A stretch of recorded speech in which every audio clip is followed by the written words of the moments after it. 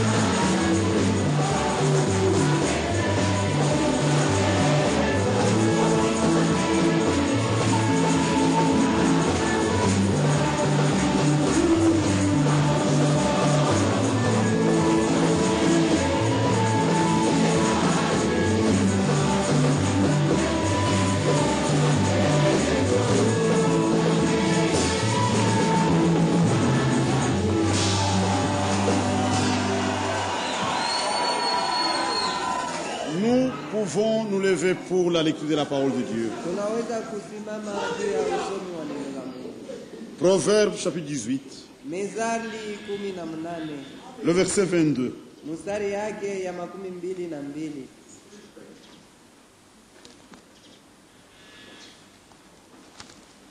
Nous lisons la parole de Dieu. Tuko nasoma neno la Mungu. Celui qui trouve une femme trouve le bonheur. Ule mtu anapata mwanamke anapata raha. C'est une grâce qu'il obtient de l'Éternel. Naye ni neema anapata mbele ya Bwana Mungu. Que le Seigneur puisse bénir la lecture de sa parole. Mungu abariki usomi wa neno lake. C'est un passage merveilleux que nous venons de lire. Ni andiko mzuri sana tunatokea mkusoma. Elles sont de paroles de vérité. Na ni maneno ya kweli. Celui qui trouve une femme Ule mtu anapata mwanamke trouve le bonheur. anapata raha. C'est une grâce qu'il obtient de l'Éternel. Na ni neema anapokea mbele ya Bwana. Dans notre vie, Katika maisha yetu Dieu nous invite, Dieu nous appelle Mungu anatualika na kutuita à prendre deux grandes décisions. tupate kuchukua mipango mbili mkubwa. Les deux plus grandes décisions sont Na ile mipango mbili mkubwa ni ya kwanza, la décision qui est en rapport avec la vie éternelle. ni ile yenye kuangalia uzima wa milele. Parce que Jésus a dit, Maana Yesu Kristo alisema, que sert-il à un homme de gagner tout le monde s'il perd son âme? itafaidia nini kwa mtu kama anapata dunia mzima na nafsi yake kupotea? Ce matin, l'évangile a été proclamé Asubuhi ya leo injili inatangazwa dans la simplicité. katika unyenyekevu. Dieu fait des choses toujours dans la simplicité. Mungu anikalaka natenda kwa unyenyekevu. Et il y a des gens qui ont pris la chose à la légère. Kuko wengine wanasula hii neno. Il y a eu une double action dans cette salle ce matin. Kulikuwa matendo mbili asubuhi ya leo ndani ya hii chumba. Vous avez des gens qui ont signé leur propre Kuko condamnation kundi ya wale wanaitikia hukumu yao en rejetant l'offre de la grâce, wakati wanakatala hii neema iliyowapewa selon qu'il est écrit, kufuatana na neno. allez dans le monde entier, Nendeni prêchez l'évangile. mhubiri habari Celui qui njema, croira na ule mtu et qui sera baptisé, na atabatizwa, il sera sauvé. ataokolewa, Celui qui rejettera, mais sera condamné. atahukumiwa. Et ceux qui ont reçu la grâce de Dieu. Na wale wanakubali neema ya C'est Mungu, une grande décision. ile ni mpango mkubwa sana, C'est la plus grande de toutes les décisions. ni mpango yenye kushindia yote, Accepter le Seigneur Jésus-Christ. kuitikia Bwana Yesu Kristo. Un homme sans Dieu, il est malheureux. Ule mtu haiko na Mungu ni mtu aole, Peu importe qui il est. hata akiwa nani. Et ça sont les paroles du Seigneur. Na hii ni maneno ya Bwana Dit Yesu que sert-il à un homme anasema mtu atafaidia de nini gagner le monde kama entier anapata dunia s'il nzima perd son na âme? nafsi yake kupotea? Un vrai chrétien, Mkristiani wa kweli il devra toujours s'estimer heureux. wakati yote anapasha kujiona ni wara na yeye, Même s'il est pauvre, hata kama ni maskini, même s'il n'a jamais été à l'école, hata kama yeye kuwaka kwa masomo, parce qu'il a le salut. mwana iko na wokovu.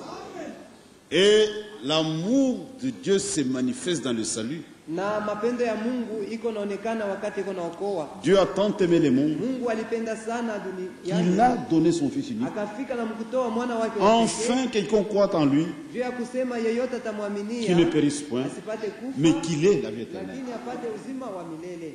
Nous, le sauvés, Sisi wenye kuokolewa nous pouvons vanter l'amour de Dieu. tunaweza kusifu mapendo ya Mungu. Dieu nous aime réellement. Kwa nini Mungu anatupenda? Il nous a donné la meilleure des choses. Anatupatia kile kitu kenye kwa kia lazima na mafaa. C'est pourquoi notre bien-aimé frère Wanam, Ndio kwa maana ndugu yetu mpendwa Bwana, qui est américain, yeye alikuwa dit Muamerika, être un vrai chrétien, anasema kuwa mkristiani wa c'est kweli plus qu'être président des États-Unis d'Amérique.